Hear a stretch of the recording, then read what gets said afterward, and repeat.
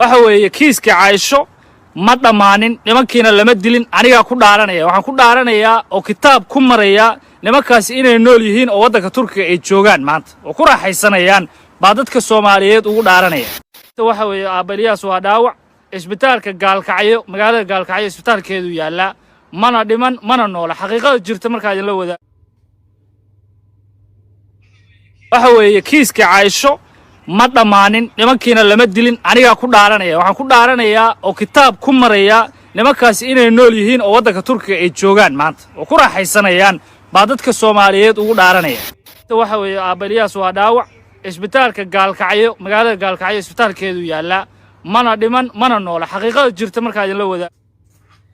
السلام عليكم ورحمة الله وبركاته. أدي هذا يعني السلام يا ملك ساجبتني سكستو عضنا مقلسان.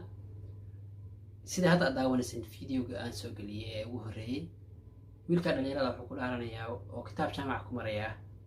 إن أبرياس آذن أو أبيه دري عايشة لا وعي هاي. وكتاب جامعكم ريا إن أن لدلين ويلشي كفصدي. عايشة إلياس آذن. oo kitaab jaamaca wuxuu ugu marayaa in ay wiilashii ku sugan yihiin dalka Turkiga oo ay ku raaxaysanayaan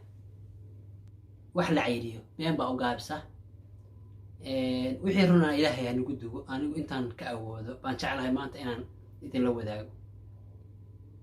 Aisha hawsheeda horta way soo jiitantay way iska soo daba socotay waqti bay qaadatay run ahaantii dadkii waxaan ahaa markii Aisha hawsheedii كودو هلا دحديبا aad uga damqaday jeclaa in ay mataqaanaa cadaalad hesho Caaisho waayahay Ilaahay cadaalad ha siiyo oo mataqaanaa way bahashay sida aan hadda rajaynayo waayo gacan dawladeed ayay ku jirtay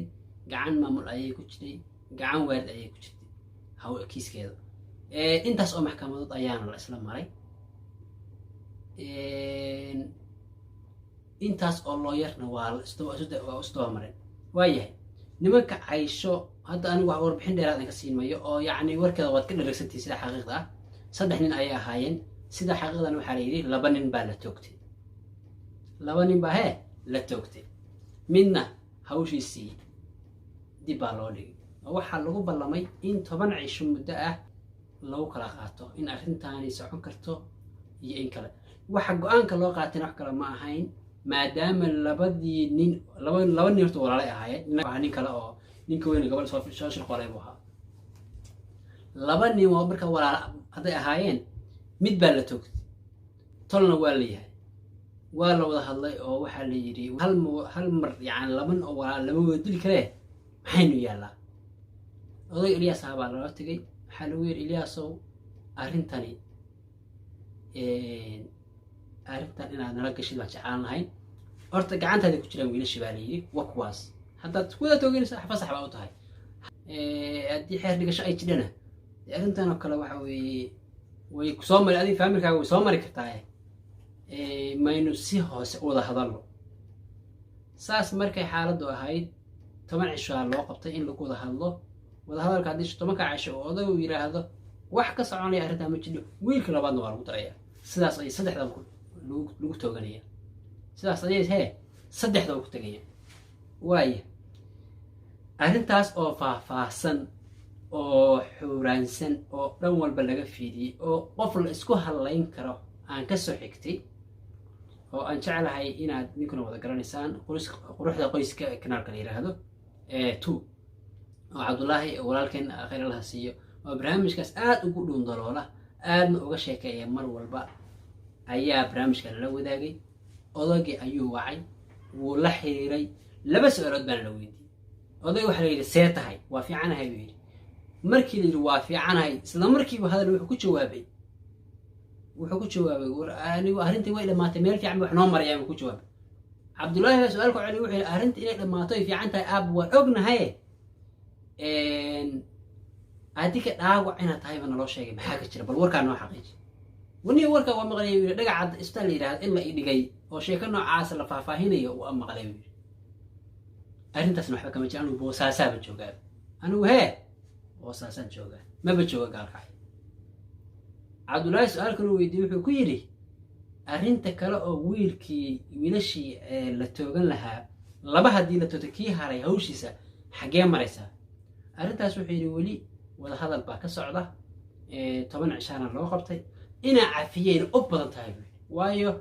mar haddii tolkii la wada fadhiisay nimankiina qaar la laayay mid keliya uu haray laba ay walaala yihiin xoogaa Soomaali la wada yahay la isxuuraamay xoogaa waxaa laga yaabaa odagina gacanta loo geliyay waa toogan kartaa xoogaa midna wuxuu yara sida xaqiiqda waxa weeye qofka cabsi asaas kale laakiin inuu xoogaa ka soo degay sidii hore bay u egtahay fiidiyowan kale ayaan insha Allah isla arki doonaa mar labaad sida Cabdullaahi u wareystay su'aasha u horeysay uu weydiiyey iyo sida xaalku uu warku ku noqday war sugan ayaan idin wadaagayaa marka waxaan ka gol leeyahay fiidiyogan horta aniga sayda fiyaasha saas uga hadlo barnaamijka casho uga hadli jirin laakiin dadkan la marin habaabinayo bulshadan la wareerinayo aniga naftiga waan waraarsanaa wallahi markaan dhageystay fiyaasha qaar oo aan social media ka arkay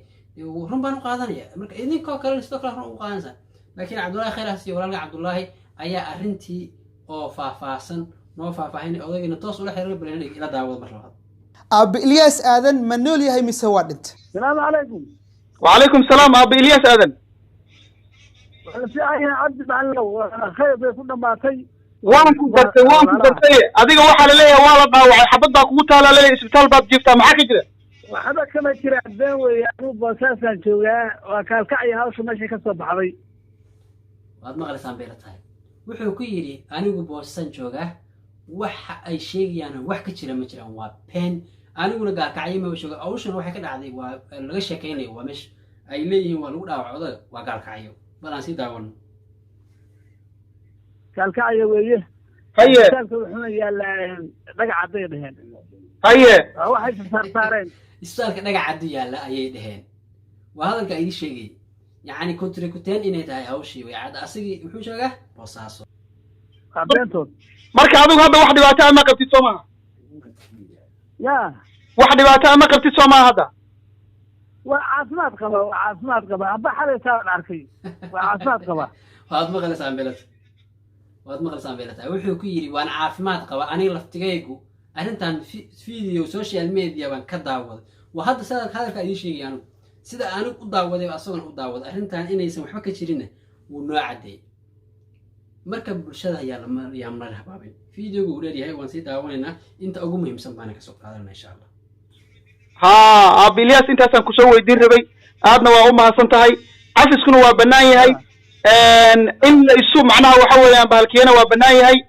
دتكو شكل بدل بموجنا يعني نمك اللي دلي إن أيجي هي واضح بتاع صوما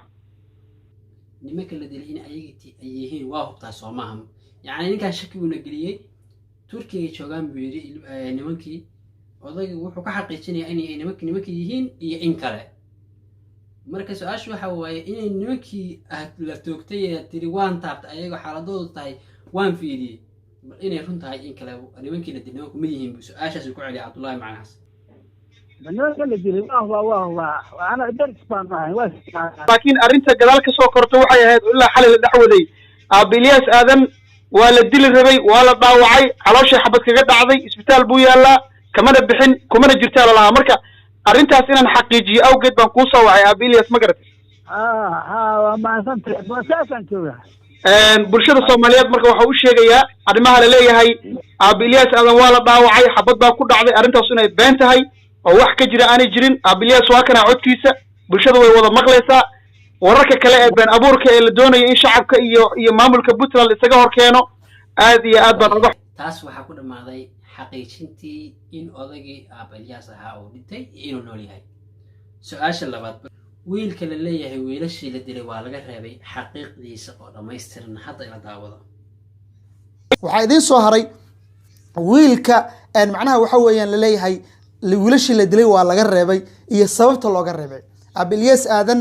codkiisa ayaan haddana idinku duwi doonaa mar kale oo isaga ayaa ka warbixinaya aanu isla dhageysano عبد وين dalbaday ha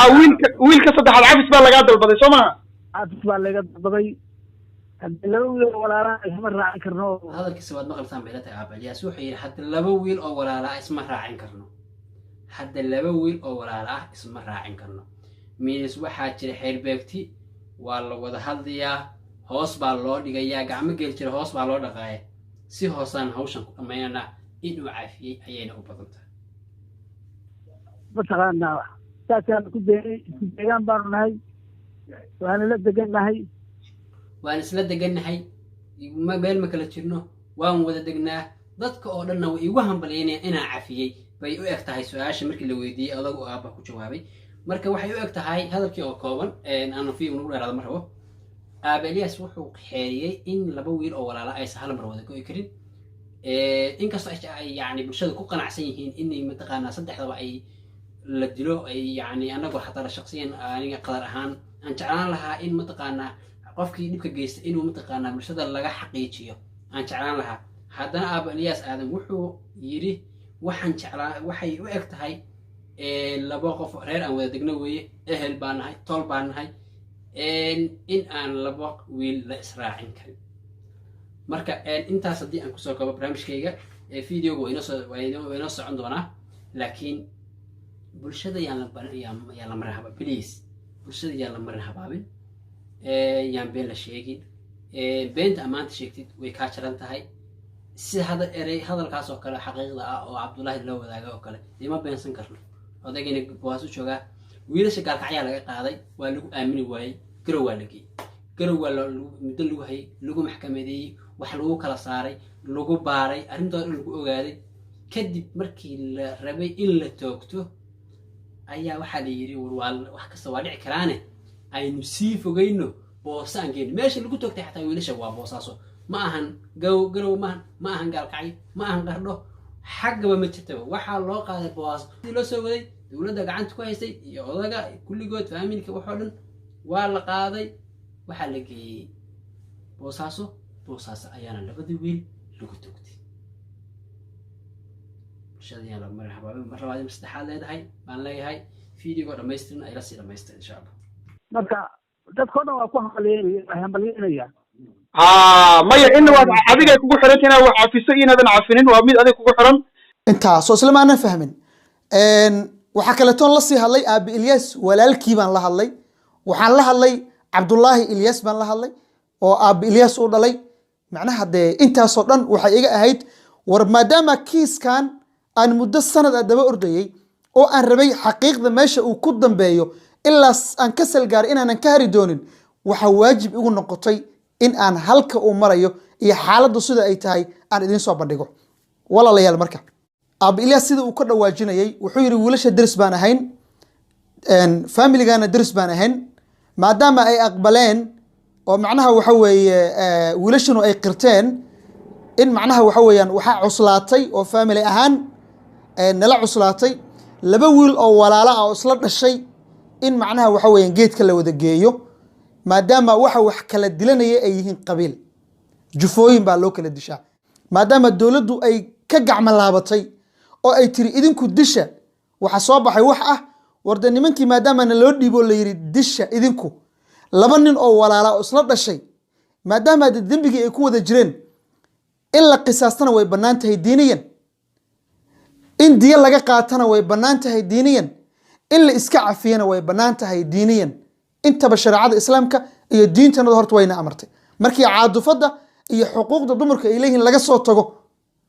macnaha waxa weeyaan intaasoo dhan diintu waa ay qabtaa waxa weeyaan qofka wax cafin kara ama diidi karana cidda ay ka go'do waa aabi Elias aadan cidda ay ka go'do cafintaas iyo qisaastaas iyo awaamirtaasna waa aabi Elias aadan iyo inta ku xeeran horta dadku inay inta fahmaan aad bay u wanaagsan tahay عايش حقيدي مهلين حقيدي ساس ماي عائشة إلياس آذن وحان ديه كرنا وقبدي أقوه الرئيسي أو كفس النوع عاسو كلاء انت كرنا عاي انتاس أو محكمة ضد أو كلا دوان انتاي معناها وحويا أمر خاتك عين شعب فربضان أو الصوماليات أو ريب بنتلانا ay u istaageen iyo meel kasto ay ka joogan gobolada Soomaaliya ay u istaageen isla markaasina qof walbaaba uu ka dhur sugayay kiiska Caaisha halka uu ku dambeeyo